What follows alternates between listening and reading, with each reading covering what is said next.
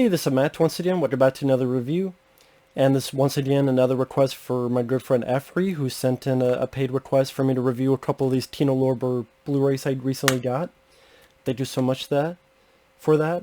If anyone wants to request any type of reviews or topics or reactions or re-reviews or lists or news or pretty much any type of videos, send your requests either directly to my PayPal or join my Patreon. Both links are down below in the info box. Now this is a Blu-ray review of DC Tab. And that's the theatrical poster. Here's the back. Like I mentioned before, Tino Lorber. The packaging is usually the same. Two pictures up top. Same type of font on the side as the others. No artwork on the disc. Apparently, someone had mentioned to me, if I learned how to speak something called English, that apparently a lot of people did not like the picture quality on this. Sites like Blu-Ray.com. And I'm not a picture quality aficionado. I thought it looked fine. Now granted, the only time I saw this film is on a shitty DVD. I think this looked a lot better than that. I didn't notice anything that egregious where it was like Moontrap, which to me is the worst fucking disappointing Blu-ray in the longest fucking time. If you don't know what that movie is, it's a B movie with Walter Koenig, Chekhov from Star Trek, and Bruce Campbell. Fun film, especially for the budget they had. But then it got released and Oliver Krekel from overseas fucked it up with DNR to hell. Again, considering the DVD, well, I mean, it's DVD, it's rough. Yeah, I thought it looked good, the picture quality, and I like this cover more than the DVD. The DVD's kind of just Mr. T by a cab. Here it's the original poster, which has that Drew Struzan quality. And I love the film. I mean, it's not a review of the movie, but to talk about it a little bit, for those who don't know what this is a comedy by Joel Schumacher. It's not his first film, I believe, but it's one of his first films. I mean, this was in 1983. And after this, Joel Schumacher would go on to do The Lost Boys, Falling Down, 8mm, Flatliners, Phone Booth. Joel Schumacher, sadly, he's passed away. And I think he was an underrated director. People give him a bad rap because of Batman and Robin. Batman and Robin was horrible. He even admitted it was horrible. Every director you could think of has had bad movies. But to me, Joel has more good movies than bad. When I look at his filmography. I love this film. I think it's a very funny movie. In the style of like Police Academy, like those type of films, only this was a cab company. Like I said, The Lost Boys, to me, one of the best vampire films out there. Flatliners, really good cast, very well directed. Even though it's 1990, still has that 80s feel. Again, beautifully visual movie, and you got Kiefer Sutherland, Kevin Bacon, Julia Roberts, pretty damn solid cast in Flatliners. Fuck the remake. Sequel, whatever the hell, it's a fucking remake. Give for what they think, what they say. A Time to Kill, that's a good one. Very solid dramatic work. Yes, they deserve to die and hope they burn in hell. Tigerland with Colin Farrell, that's actually very worthwhile drama, war flick with Colin Farrell. Phone Booth, I love. I saw it in the theater. I think that's a very thrilling, tense movie. Do I like every Joel Schumacher film? No, I'm not a fan of Batman and Robin. Bad Company with Chris Rock was very dull. What was that? The Number 23, not for me. But yeah, he's done quite a bit of good. 8mm, I think, is a very underrated dark thriller with Nicolas Cage dealing with the snuff film industry. Him searching the truth about this film. Is it a snuff film? Is it not? Very horrific themes, but done in a weird way, a respectable manner, where it's not just cheap exploitation. Well, I like some cheap exploitation, but I thought it was worthwhile the way Joel did in that movie, but still keeping it a dark film. And this is a very... I wish Joel was alive to talk about this and do a commentary. It would have been interesting to hear his stories. Just think about it. These are the people he worked with. People like Adam Baldwin, who would be Animal in Full Metal Jacket. Charlie Barnett. People might not know who Charlie Barnett is. Dave Chappelle said one of his big influences was Charlie Barnett. And I believe at one point Charlie Barnett was going to be Saturday Night Live. It's very close that it would have been him instead of Eddie Murphy. I could be wrong, but I believe that was the case. But Charlie Barnett sadly passed away, HIV, AIDS, very sad. But you got Mr. T, Paul Rodriguez, Gary Busey, the Barbarian Brothers, Bill Maher, I think, was it Marsha Warfield from Night Court? Now, you have a very interesting cast in this.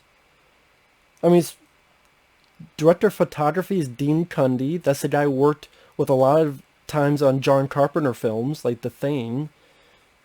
The DP on those. It's produced by Peter Guber and John Peters.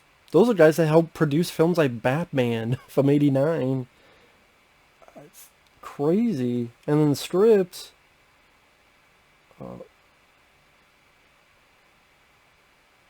Joel Schumacher did the script, that's right. Giorgio Moroder, who did the score for Scarface and others, he did the score for this movie.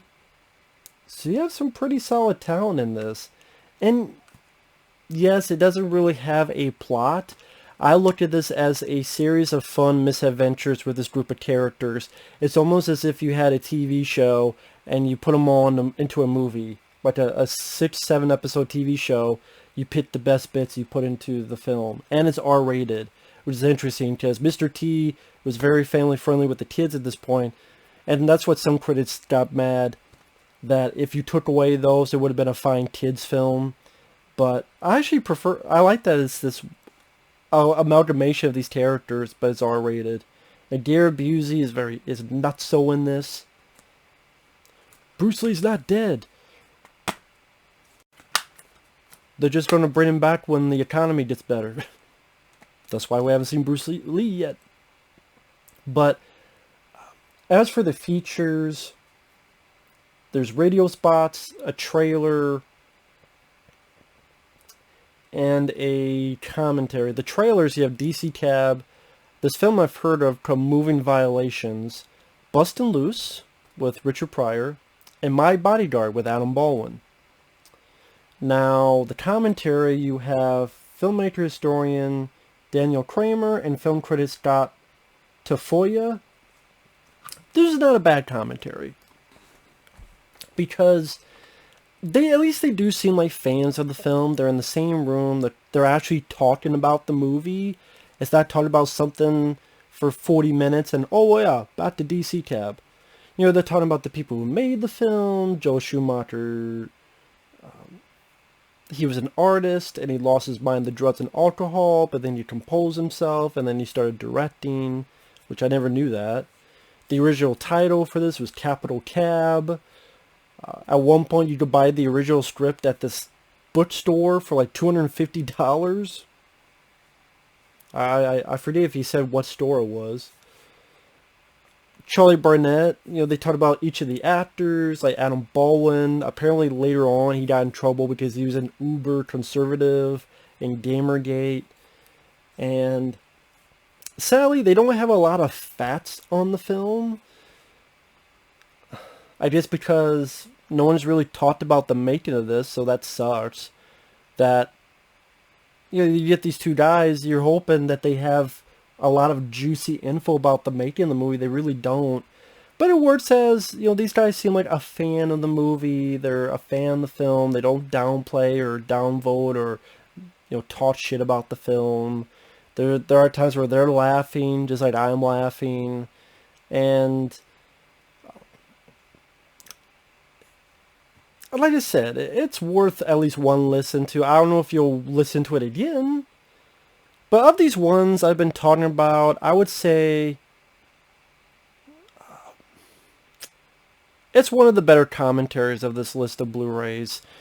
Well, I would say I like it definitely more than this, the commentary on this. Probably a little bit more than this, because at least this is John Badham who directed the film, but this just seemed a little bit more energetic of a commentary compared to some of these others.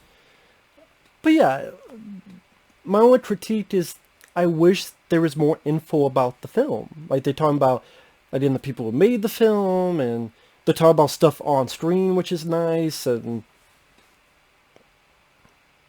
they're laughing about the film like we are. Again, they're not snobby or snobbish about the movie. I appreciate that. Like I said, I just wish there was, like, for example, from what I understand, there was an alternate ending to this movie, where I believe Irene Cara, who, there was going to be, like, I think you see some of this in the trailer. Like, there's some stuff in the trailer that's not in the movie, and something about there was a different ending, or extended, or just something else to it. Like, maybe that parade, it might be like that parade at the end credits was not supposed to be throughout the end credits. It's supposed to be a whole scene, and then you go to end credits. But I wish I knew the whole info about that, but even they don't talk about that.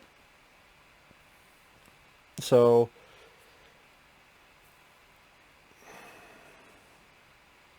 but like I said, it wasn't a bad commentary. I'm glad. I would probably listen to it again.